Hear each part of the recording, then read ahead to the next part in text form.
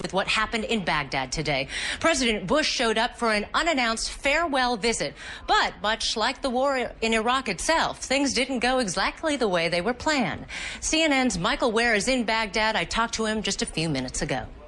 So, Michael, you may not like President Bush's politics, but one thing you can say for sure is that the man has great reflexes. So tell us what happened. Yeah, absolutely. Absolutely. Talk about reinventing duck and cover.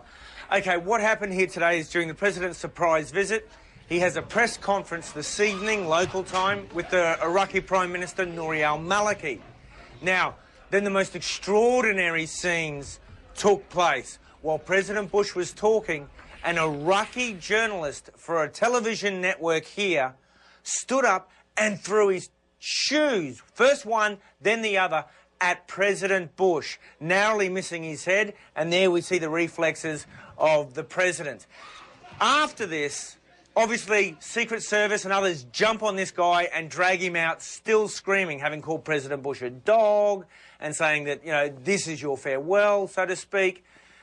We then saw President Bush, maintaining his composure, actually try to turn the incident to his advantage, brushing the moment aside, and this is what he said.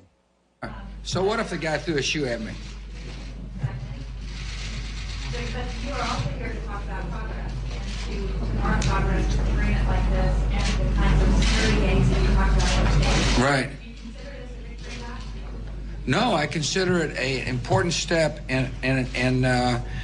on the road toward an Iraq that can sustain itself, govern itself, and defend itself. But let me talk about the guy throwing the shoe. It is one way to gain attention. It's like going to a political rally and having people yell at you. It's like driving down the street and have people not gesturing with all 5 fingers.